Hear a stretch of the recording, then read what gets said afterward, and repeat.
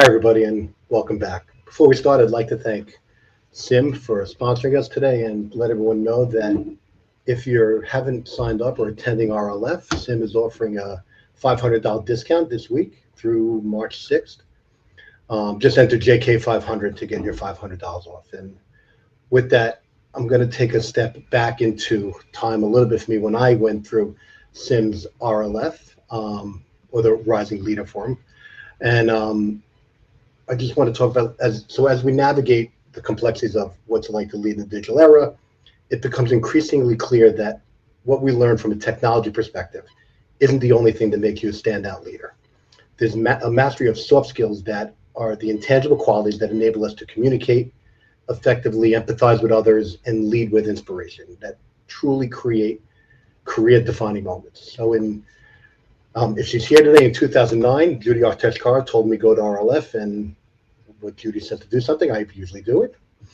And that's when my leadership journey truly began. And there are many programs that you can take. They're all valuable, many network groups you could join that all give you value. But during my journey with RLF, there was some invaluable opportunities to define, enhance those soft skills that they don't teach you when you go through college, through early in your career, when you spend a lot of time coding and developing and building servers. And that experience has illuminated the profound impact that emotional intelligence, adaptability, collaboration, prowess can have on our ability to lead and foster a culture of innovation and resilience with our teams. So what does it mean to redefine these soft skills instead of just viewing them as secondary, supplementary? They become increasingly more important. I like to call them essential leadership competencies. These competencies encompass a range that drive effective communication, help your emotional intelligence, critical thinking, and really drive problem solving. But most importantly are your networking skills. And I'm not talking about the switch and router type of stuff, but those networking skills that build the bedrock that help us inspire, motivate, and guide teams. At Sim, I learned those competencies and how to grow, connect, and influence others. For instance, Frank Deliesh, one of my closest friends, his son calls me Dean. His son Dean calls me Uncle Rob. There's a picture of me and Dean, and we're still friends to this day. And we met at RLF in 2009, along with many other people I'm still in contact with from them. And my Sim family continues to grow and stay connected with them to this day. I can't help but smile when I see Dean. And they called it, hey, Uncle Rob, I did karate today. And that just came from a professional networking opportunity I got to grow with RLF. So that helped me define my superpower and what I learned at RLF. So please, if you're here in the chat, what's your superpower? So with that said, I have a couple great guests here today, and the first guest I'd like to bring, and we were having a little technical problem in the beginning, but should be Kristy Litchford. Kristy, another RLF graduate. Her passions are really around user experience and innovation. Kristy has her own RLF story. I'm going to ask her to give us in a quick second, but Kristy leads Campbell's digital workplace and corporate solutions team. She drives towards purpose of connecting people through food they love. At Campbell's, they accelerate their investment in digital capabilities across digital analytics during employee experience, automation, and manufacturing. Hi, Kristy. Hi, you can hear me well now? Hear you perfectly. Thank you for coming. Perfect, thank you. Yeah, I had a great experience with Sim. I am a 2013 graduate of the core program, and then I had the honor of going back in 2016 to complete the executive RLF program as well. But really, the 2013 journey I had was so profound on decisions I made through my mid-career journey, I would say, and even to this very day. And there was an exercise that we had done which really had us reflect on what was important to us. And when push comes to shove and you really step back and you think about what's important to you in your life, if work shows up in your top 3 priorities, it probably shouldn't, right? And that's kind of the frame of mind that I took in 2013, where my priorities were really stacked. My health, my family, and my freedom are my top 3 priorities. They are still my priorities to this very day. In fact, I have a sign that hangs next to my desk that reminds me of that, and it helps guide and frame all the decisions that I make. So my health, obviously, is I have to stay healthy for my family, right? Take care of myself so I can take care of them. My family, spend as much time with them as you can. This was 10, 11 years ago that my daughter drew this for me. You can imagine, I think at the time she was 6 years old. Now she's 17, she's heading off to college. My son's already at college. So really taking advantage of all the moments that you have with them, all the vacations, all the breaks, all the weekends, all the mornings, like don't let a single moment go. And then freedom was more about financial freedom than anything else in my life, right? Make sure you always spend less than what you make, so you're never in a situation of having to work.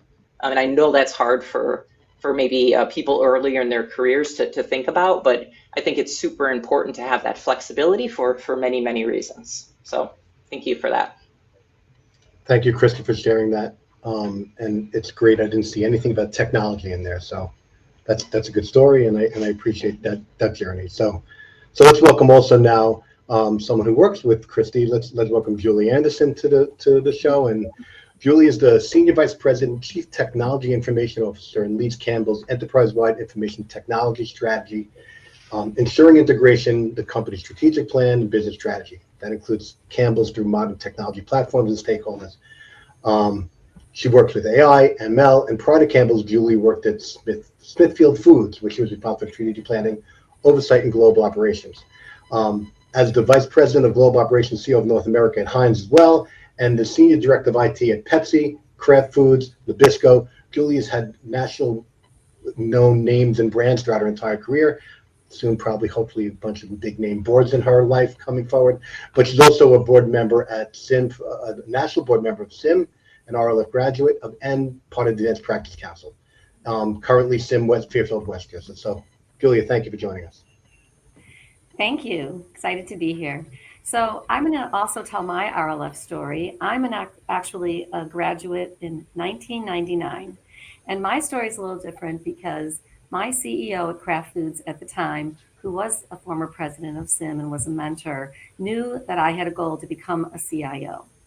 And while I was on this journey, I had an opportunity to move from the Chicagoland area where I worked and lived my whole life to New York, to our headquarter company, to have the experience of the corporate role. And when I moved, I was a single mother and I had two young kids that were in elementary school. So it was a big change for me. I was leaving my family, my work family, my home family, all of my support structure.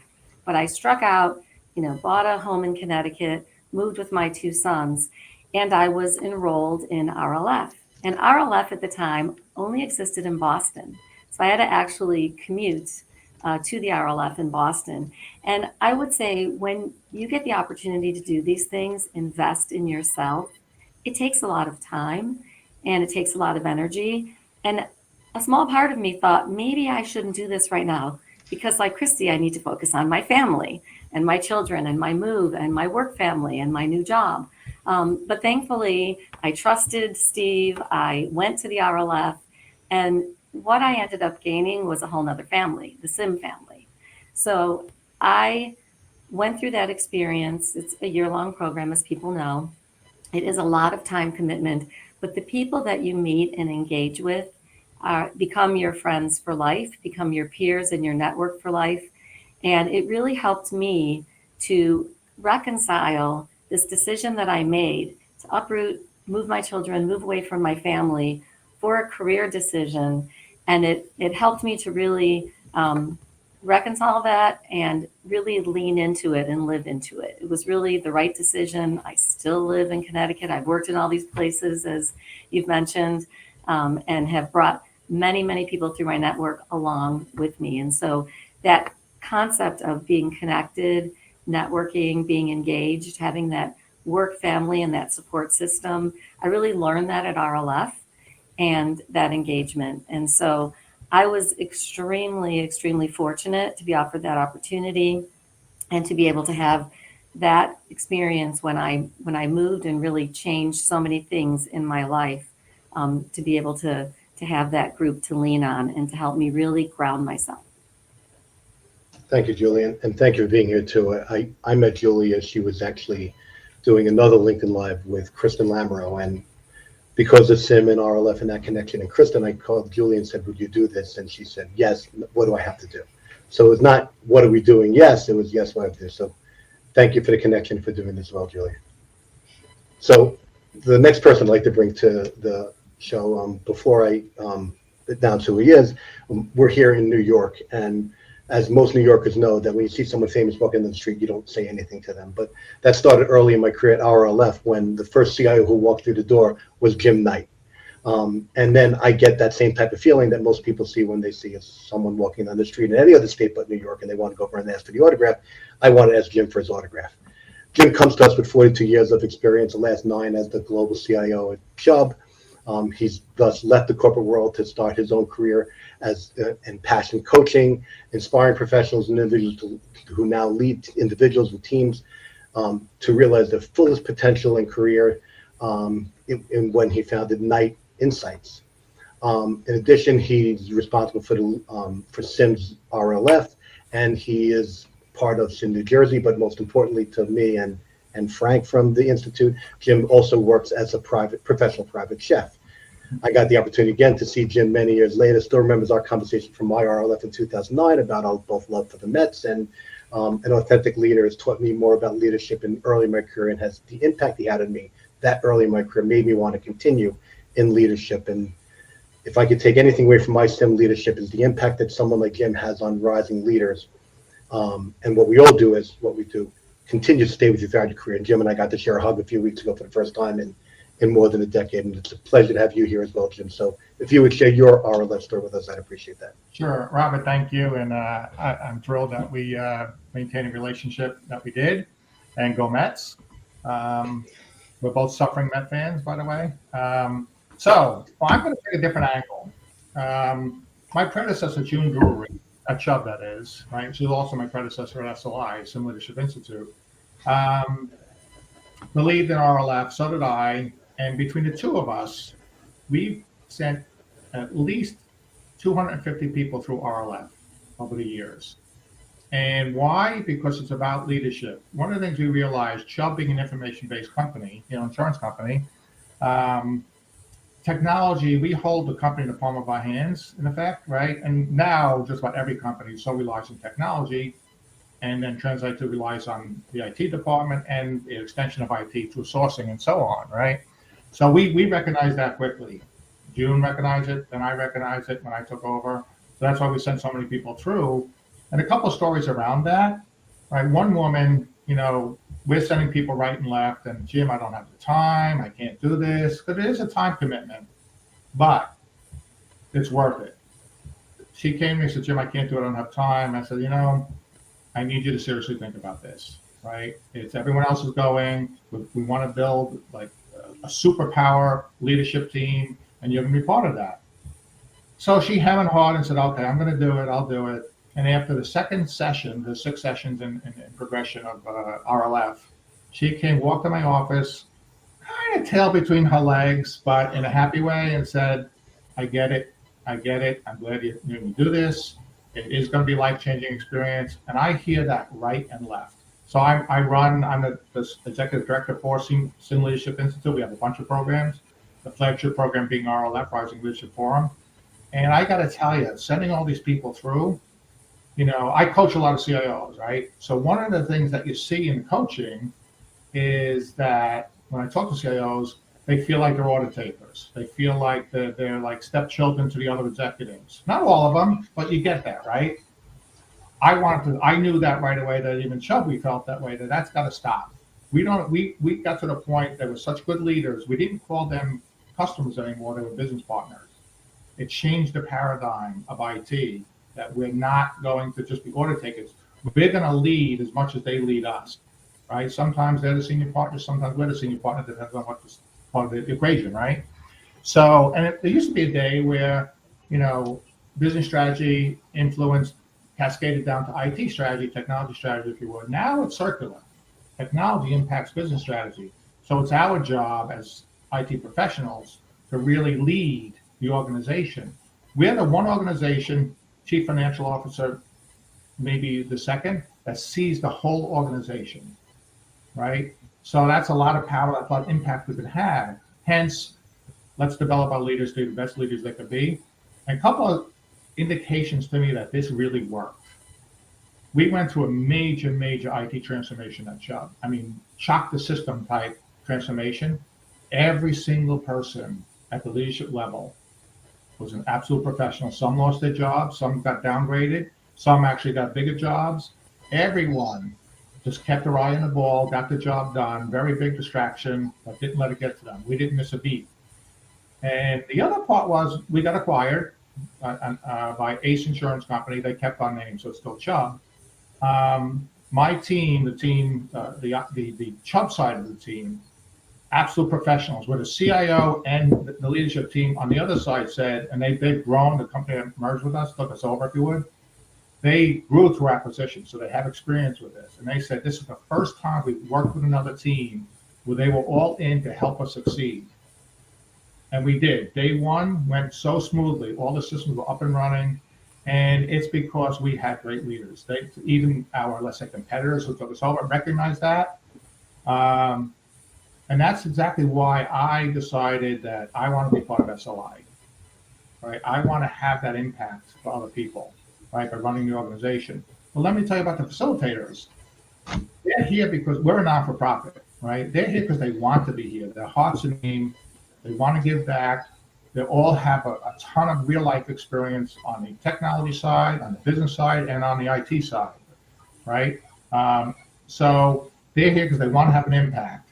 And if you're linked in with me, I probably posted this about a month and a half ago. If you're not, please feel free to link in with me. The survey results of this last year, right, have been phenomenal across all 9 forums. Nothing but high grades and 90+% participation in the survey, and 90+% saying this was an exceptional program. And for those that have been to other leadership programs, also the 90%, this is the best they've ever seen. And I encourage you to look at the survey, but consider it. And then, like Robert said, we're offering for anyone watching this a $500 discount. Just, I think, Robert, you're going to put the link in the yeah, we'll get it there or something. And just the discount code is JK500, right? And then just register for that. And just like I said, I'm here for a reason, to have an impact. The facilitators, all the hearts in the game, they're here for a reason. And as Julie said, people leave here friends for life. And I've facilitated myself and so on, and I've got more friends now than I've ever had. I'm still in touch with Steve and John, who was one of my facilitators, as you know, and exactly. Just want to unpack what, and we did all, just everyone knows we always do through our questions, and we don't make through many of them, but unpacking something you said in that big change, and something Julia said when we were preparing for this. And I often say people never remember what you do for them. They always remember how they make you feel, especially if you're a good leader and you take people through those change journeys. Julia, you said something that resonated with me, and you said, how do you engage with people's hearts and minds in the company's digital agenda with new technologies, especially when it's scary for most? Can you unpack that for us here a little bit, and how you go lead with that type of mindset? Yeah, so engaging hearts and minds, I think, is just at the very root of change, because it is scary and people are unsure, what's in it for them? Why is it happening? And so I've used a lot of different, techniques in terms of trying to engage people's hearts and minds. And the one we're doing right now at Campbell is really interesting, because we're actually using a digital engagement. It's actually a SharePoint site, and it's a big, it's called Connected Campbell, and everybody can really relate to it. And it's a interactive site. Kristy's team actually built it for us. And it is a way for people to engage everywhere from the foundational technologies that we're putting in. So think, I'm going to talk about technology, sorry, but think about, APIs and all of your foundational data. Everything's right around data, your cloud, the things that you have to have in place to truly be digital, all the way up to the business outcomes, right product, right place, Industry 4.0, all the things that we need to deliver. And it's really using this composable or data-driven view of engaging people, because everyone has trouble finding information today. They're trying to, do their job, in the most simple way possible, and to talk about, this technology, the transformation, the projects. It doesn't really resonate. But if they can get little coffee breaks and anecdotes and, videos, more TikTok-y, right? Videos of people talking about what we've implemented, what we're doing, and how it's actually changed how you do your work, we seem to really get that engagement. And, people are excited to come on and talk about what they're doing. I think in IT specifically, we just lift a heavy burden, we get everything done, we keep everything running every day, we do all the updates, we keep everyone secure, but we don't talk about the wins, right, where we really delivered change.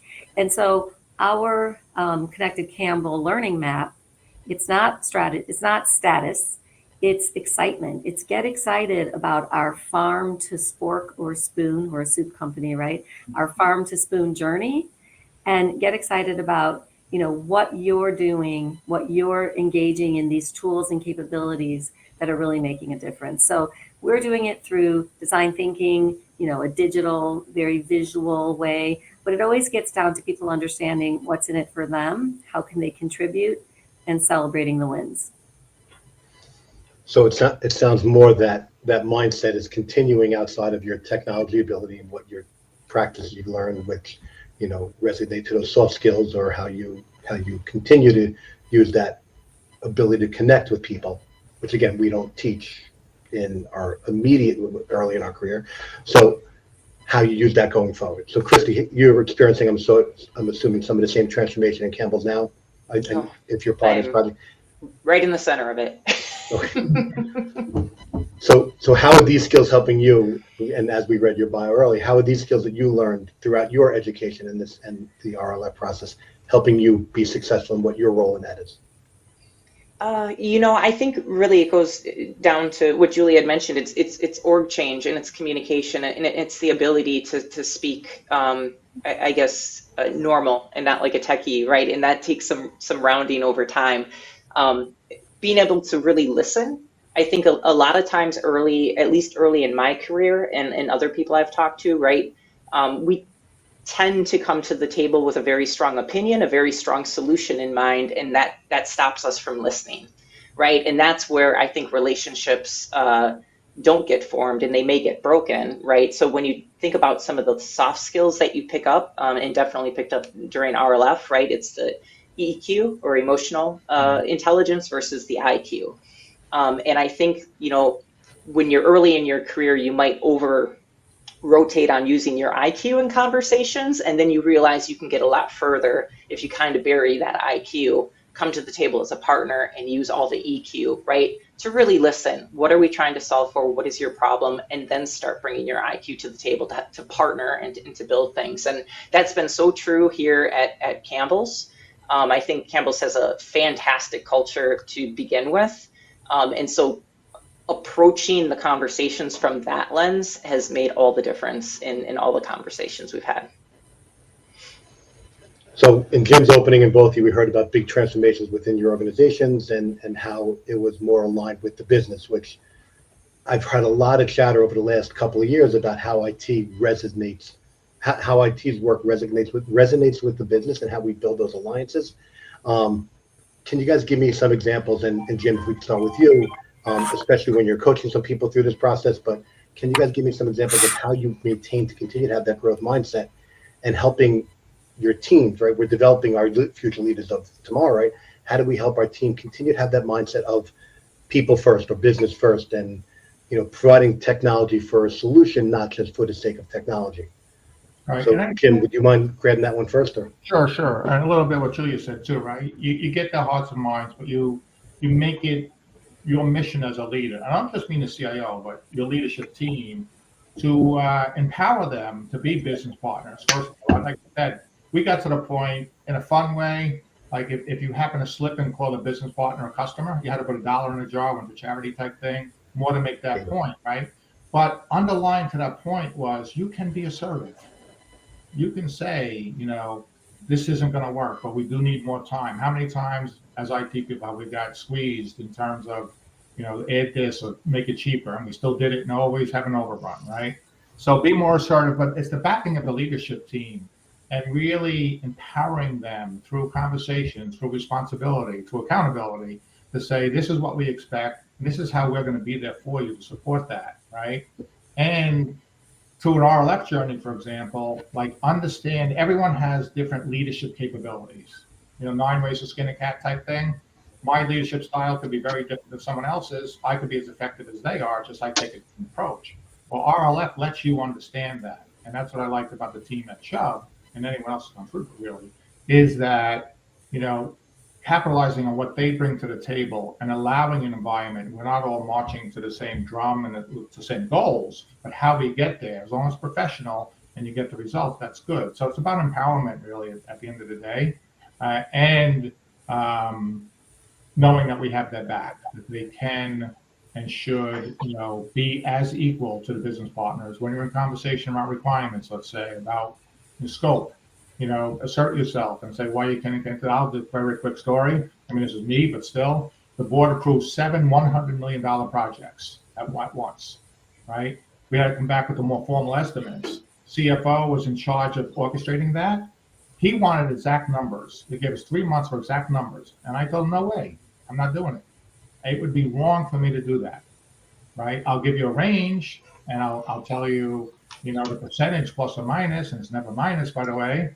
And it took me like 3 conversations with him where he finally understood, okay, you're right. You're right. We'll do it that way. If I was the type of leader that the CFO said this, CEO was likely to be the CFO, I'm sorry, likely to be the president, a good chance of him being the CEO of that company someday. So the guy had clout, but I knew it was right. So I led by example, and I had a team that was able to do that too. Long answer. I hope I answered your question. You did. And Julia, if you wouldn't mind as well, and in your response, of course, in keeping your teams engaged, are there different rules to everybody else and a different one for Kristy, who knows you've been through RLF as well? I'm sorry, I missed that last part. Is there So different? maintaining your open mindset with your team, but Kristy, who has been through RLF, does she have to live up to a different expectation? Well, everyone on my team has pretty much been through RLF. I send a lot of people in. I make sure everyone goes to a separate chapter, though, so they can have their own experience without a peer. I think that's really important. There's a lot of regions and there's a lot of chapters. And unless it's a big enough one that there's 2 separate groups, you want people to go have their experience. And I also had the similar experience to Jim, where I had to convince someone to go, and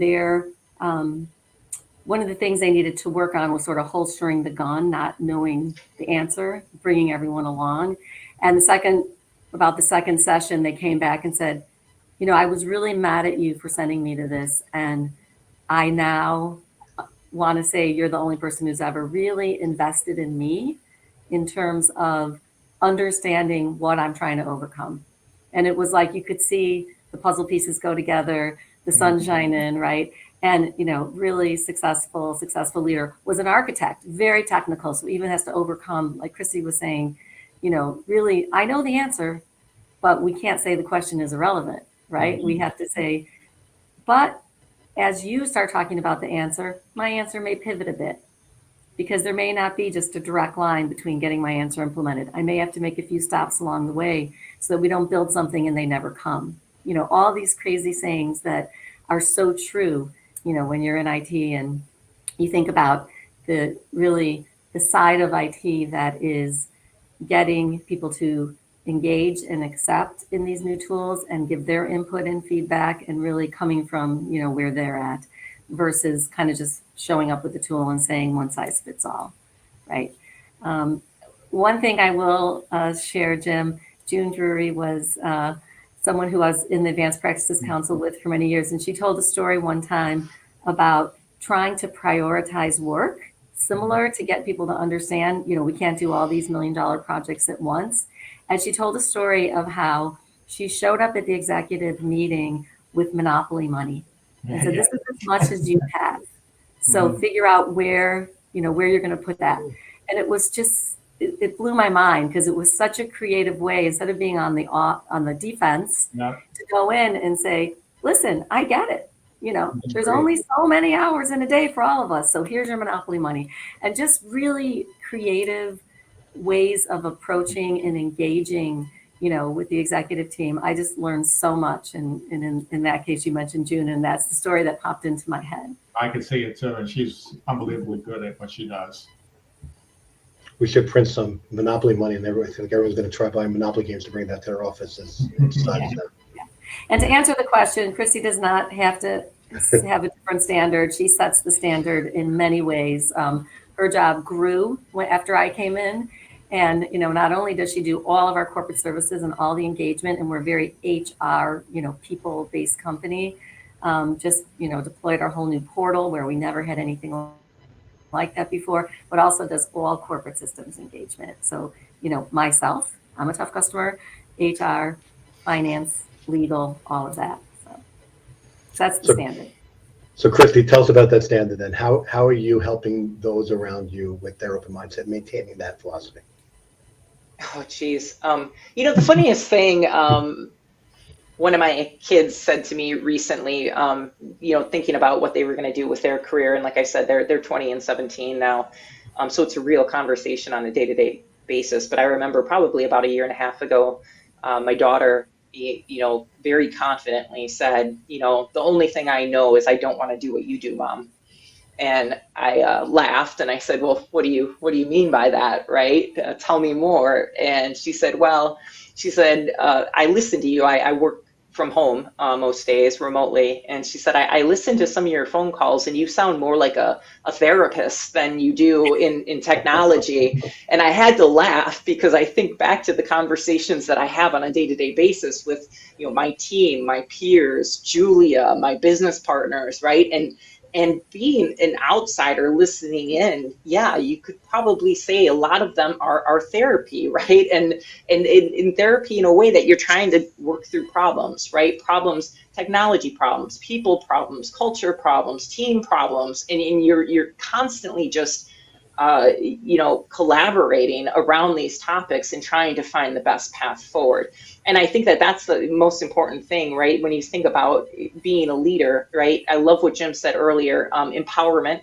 You have to empower your teams, right? And you have to have open lines of communication, right? Because if you think about innovation and driving through digital transformation, right? Teams can't constantly fear the repercussions of failure because they'll never become innovative, right? But teams cannot constantly fail and label themselves as innovative either, right? So there is a fine balance that has to happen there, and a constant negotiation of what are we doing next, what went well, and when you do have a failure, figuring out what that failure was and why it happened. And as a leader, hopefully removing that barrier or giving them additional resources to get past that, right? So I just think it's so important, the trust and that foundational open line of communication. If you don't have that with your team, you don't have that with your peers, you don't have that with your business partners, you don't have that with your boss, you're probably not in the best spot you could be.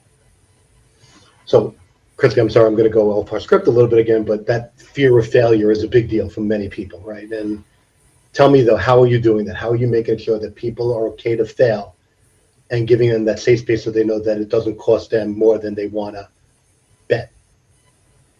Once again, I don't know that it's any magic that's there. It is truly reinforcing that things change, that not everything's going to work out, right? One of the things that I implemented when I came to Campbell's, because within at least my team and other parts of the organization, IT, didn't adopt any sort of practices that you might think about when you think about product management or agile or anything like that, right? Where you have retrospectives, right? Where you actually can sit down as a team, at the beginning of the year, say, this is what I think we're going to achieve this year, right? And then actually, instead of writing that in stone and trying to trudge toward that, no matter what changes around you, having those checkpoints with the team to say, okay, this is what we thought we were going to get done last quarter. Did we get it done? Right? And if not, why? And how does that impact the rest of the year for us? Just starting those conversations with my team on a quarterly basis, and then encouraging them to not hit 100% of their goals every single quarter, because that probably means you were sandbagging on me, right? But going for a nice 70, 80%, that shows me that you're trying, you're making yourself uncomfortable, and you are constantly failing just a little bit, right? And there's usually good reasons behind those failures. But those open communications that we have on a quarter, and I do it every quarter, still do it every quarter, it just becomes natural. It becomes natural for my team to come to me and say, hey, this was a huge win we had. We want to celebrate it. Awesome. Or yeah, we did not do that, and this is why we hit this roadblock. And it's just part of our day-to-day dialogue. It's never somebody coming to me scared to say we didn't do something, right? Thank you. I appreciate you unpacking that like that. So with the rate of change of technology, we grow, and if you read the book Singular University, you think about the rate of change of technology far exceeds the ability to keep up with it. And we have to learn something. And now we're throwing out that we now have to learn these essential leadership competencies.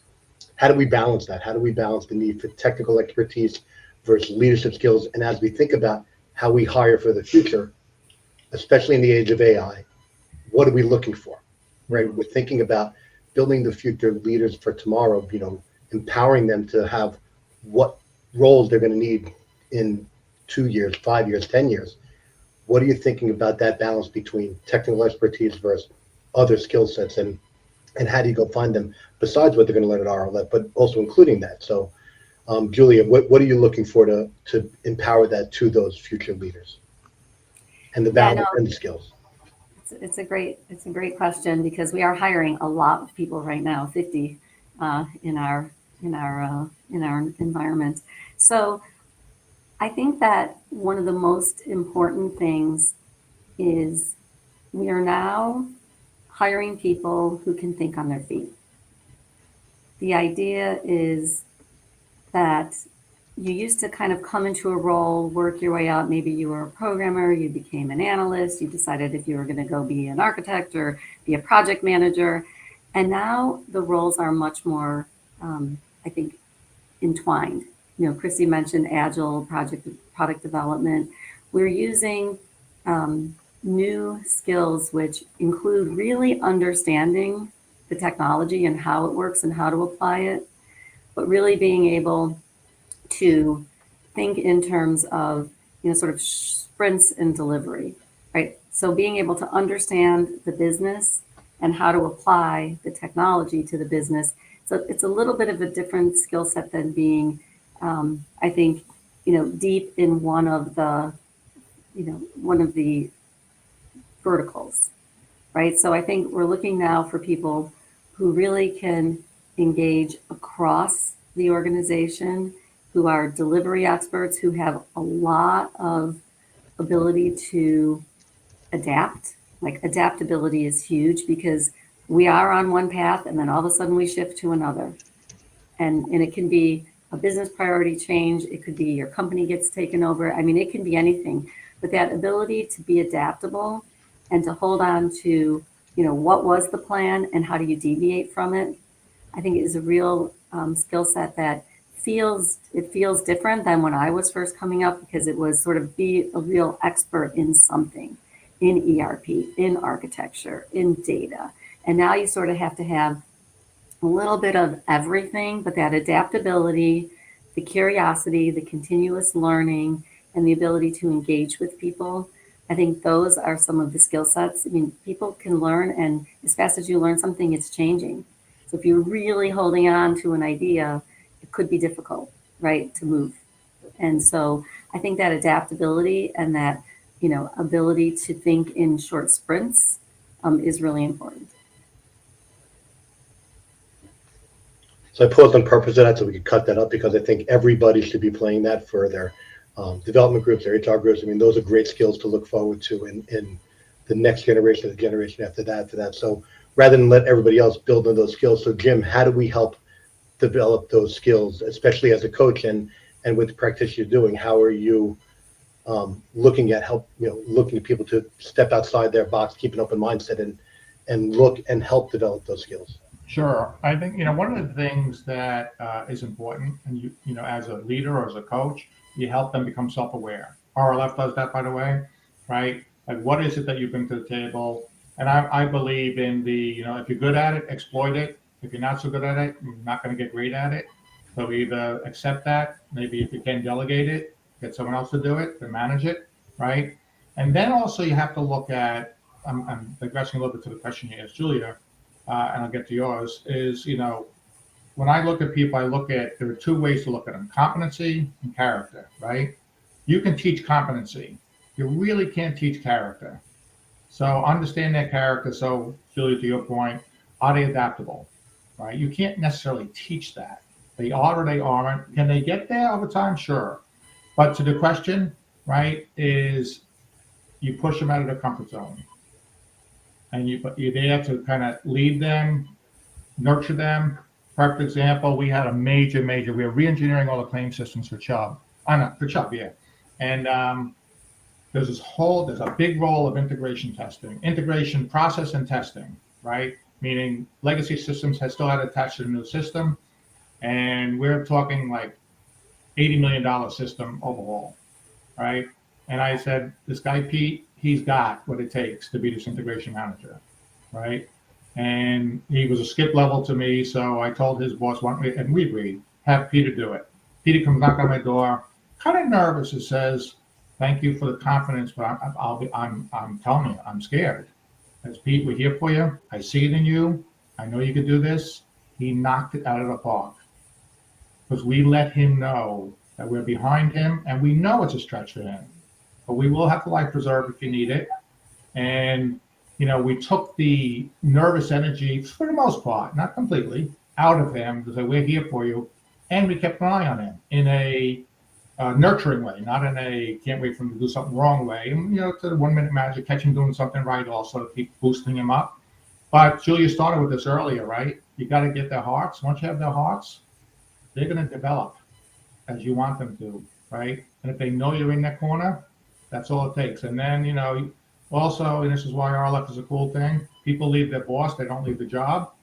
The better leader you can be for nurturing those people, the more, like our turnover rate at Chubb was very low. Great company, so it's not just the leadership team, but the leadership team had a lot to do with that. Long answer to your question, I hope that did it. No, it's great, and stepping out of your comfort zone is important. I mean, every time I do the show, I'm still nervous, and I still pace, and I still stand, and I don't sit. And that's why you do it well. I do this for people to have their voice, and I appreciate that, Jim. I still don't think that, but so I want to bring this to Kristy, and coming off of a vacation, I believe, Kristy, and jumping right into this, and I still think you're a rock star. So can you take this down now to the practical level, what you've seen people stepping out of comfort zone as and managing people individually who haven't been through RLF or haven't had these? How are you encouraging them as they step out of comfort zones to continue their education and learning outside of their core competencies? Oh, I mean, Jim almost said exactly what I would have said in that moment, right? I'm all about self-awareness, right? If you don't have good self-awareness, then you're not going to be in a place of growth. So I am in love with things like personality tests. I'm in love with things like 360 feedback, both immediate feedback, and I do yearly feedback, formalized feedback for all my direct reports. And that outside in view, right, I think is extremely important because you can get you can get a little short-sighted if you don't stop and think about how other people perceive you, right? That was one of the funniest exercises with RLF. Well, not funniest, but the most uncomfortable exercises was the little green feedback cards that they made you do on day one, and then you had to do all the way through. I still have a stack of green feedback cards, and what it was basically, you interact with these people every day, and at the end of the session, they would just have to write feedback on you. And one side would say, I would follow you as a leader. Or I would follow, Kristy, I would follow you as a leader because, and then on the flip side, it would say, Kristy, I would hesitate to follow you as a leader because. And even after a simple 2-hour exercise on our very first day of being together, getting 6 feedback cards from the people just sitting at the table with me, everybody's super nervous about writing that feedback to you, right? So you're already out of your comfort zone there. But then 2, you're like, how could you really know me after 2 hours, right? But reading those feedback cards, I will tell you, they were spot on with me, right? They were saying things like, hey, Kristy, you don't have to be so serious. Why don't you smile every once in a while? You're very direct, and I'm all those things to this very day. But knowing that people saw that in me within 2 hours is a game changer, right? So, really knowing how you're perceived by people is first of all, right?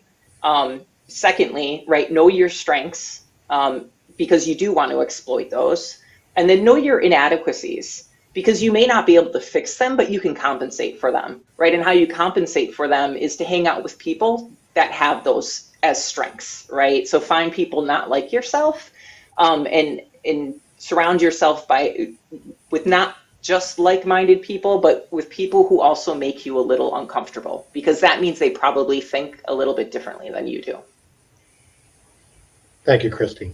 And Frank, can you pop up the last comment if you don't mind, real quick, with that? And it's timing that you said that when Lindsay did it. I was at a conference with Lindsay a few weeks ago at, if anybody remembers Andrew Markstrom, she hosted one of these digital dialogues, and Lindsay actually stepped out of her comfort zone and spoke on a panel for an I Will conference about women who need to know what their worth is. And tore up her nose, got up there and just spoke authentically from the heart. And it was uncomfortable for her, but hit a home run. It's ironic that as you're speaking about that, Lindsay popped up her comment here. And I don't know if she did it on purpose or not, but she was the highlight of the conference on the panel and did a fantastic job. And I can't help but think affectionately of that moment for her. So with that, and I know we're running out of time here, and I want to make sure I get some real actual items to people as they leave here. But we had a few questions to hear at the end. But the one thing that I don't want to take away from RLF, and I started with, and I talked about my friend Frank and my my best friend's son, nephew Dean, that I love dearly and I would do anything for. Networking, and I mentioned it, not the routers and hubs, but networking is really critical. In the family I made from my RLF, back in 2009, I still stay in touch with many of them, is important to me, and it helps me throughout my career and grow not only what I do in my role, but outside of my organization. How important is that for people to continue to develop their network to you guys, and what it brings in your careers and in your current company to continue to build those networks, whether it's through RLF, through SIM, or other avenues? And if you could give an example of how you network and what impact it's had in your career, I'd appreciate if you could just share that so others that don't have those networks can look to places like SIM and other groups to continue to expand on that. So, Kristy, would you mind starting it? And by the way, I'm sorry, those feedback cards, I know where mine are, and I completely forgot about them. I can't wait to go find them. So networking, geez, honestly, I'm probably very selective with how I network. I try to hone in on a couple different groups and leverage them, and they're usually extremely relevant to me at that time, whether it's my role or something like that. So I'm digital workplace, so I love doing digital workplace things, right? Making connections. Those are like therapies too. And then of course I keep in touch with people from my RLF classes too. And it's funny, even if I don't talk to them all the time, I absolutely know if I text them or reach out to them on LinkedIn, right, it's going to be an instant reconnection. So I think, really understanding who your core people are and nourishing those while also spreading that net, right? So you're not being too narrow in what you do. That's really what I try to do with my networking. Thank you. Jim, how about you? Sure. Well, first of all, I think it's extremely important for many reasons. One, it's a hard. We work in a very hard field, right? And it's, you said earlier in this that it's changing all the time. We have to keep up with it. And chances are, any problem you run into in your role, someone else has run into it and solved it. So why reinvent the wheel? Tap into your network, see what they did, maybe adapt it to your specific situation. The other thing is, a lot of people think, and Kristy, you kind of touched on this in your own way. There's only you have to be out there having lunch and dinner with everybody and having drinks. And some people, that's not it. They don't like that. For me, it was finding opportunities to work with other people, be it outside of work, like SIM, for example. I was on the New Jersey chapter, many of their positions. I was many national SIM positions. I run SLI now, right? And I have a tremendous network. But also, I do a lot of volunteering. But at Chubb, I was responsible for a couple of affinity groups. I got myself on, more corporate projects. And that was my way of getting to know other people because I work with them, right? Other people, sure, they could do, and I did some lunches and some cocktail parties and all that stuff. But for me, really to get to know somebody was working with them in some way, shape, or form, and that's how we got to know each other, and it works. But the importance is very important. You could join SIM, you could RLF, as you talked about, and if you're out of a job, you want to network, and you don't want to wait until you're out of a job to say, "Oh, I'm going to contact this guy Jim because he has connections." You want to connect with people while you're in a career and nurture that relationship. Reciprocity is the currency of relationships. So you're there for them, they're there for you, type thing. I would just say, and for many IT people, it is out of the comfort zone, right? We have a lot of introverts in IT. Do it your way, but do it. Thanks, Jim. And to the true quintessential of a network, when I called Kristen Lammer and I said, I really want to meet Julia at that conference that LinkedIn Live did with her, and she said, oh, wait, hold on, honey, and she does it right away, which Kristen always does. Julia, if you would share that with us. I'm a serial networker, so I say yes to everything. I learned right away in RLF that I'm an extreme extrovert, like not like sort of in the middle, but like way over there on the other side. My husband's a CIO, and we would go to Fairfield, Westchester SIM events, and he'd be talking to me, and I'd say, no, go collect 5 business cards of people we don't know. Then we'll come back and see who we think is the most fun. We'll have them, we'll go out with them or whatever. So I'm very into networking because I'm a connector. What I find is I like to learn something about you when I'm networking with you, and then I store that away. Sometimes I make notes in LinkedIn as to when I met and where. And then it's like an Easter egg later when someone calls and says, I need someone who knows about this. Just to Jim's point, I need someone who's experienced this or that or understands it. And I said, wait a minute, I met someone who fits that. Let me put you two together. And so I really think there's something really fun about connecting people. And I'm a big connector. And then that exponentially grows your network. I introduced our president of SIM to a company that I'm working with to do this, the online map that I told about, and there's one for SIM, and that expanded to other connecting with other people. So I think the most important thing that I would just emphasize also is you don't want to network when you need to network. You want to network way before you need to network. Right. You want to make sure even at work, I go and meet with every person who is dependent on my IT operation because I want them to know me before something goes down and I have to call and say, I'm sorry, this is down. You don't know me from anyone. I'm here now as your new CIO, right? So you want to make sure, partners that you depend on, SaaS providers, key vendors, get to know them from the top, spend time with them, make them as engaged in your company, and across the board. I could just say that for everything. You don't want to start networking when something's gone awry. Julia is not joking about being an extreme connector. I can't believe how many people she can pull out of her Rolodex. It doesn't matter what you ask her for. She'll say, give me 1 second. And all of a sudden there's a warm connect email in your inbox. So yes. Well, that's good to know. And Julia, I just want to accentuate the point. Networking within your organization is critical. Building those relationships at the business level so you become a trusted partner. As again, throwing my New York hat on, being one of us. So they're not calling the IT guy that just puts printers on desks, but the IT guy that can really help them solve their business problems is important. And thank you all for doing that and networking and being on the show and helping bridge that gap. And again, John's popped up the code for RLF to get you a discount this month. Jim, thank you for extending that to everybody. We really appreciate it. Hopefully creates a lot more. There it is.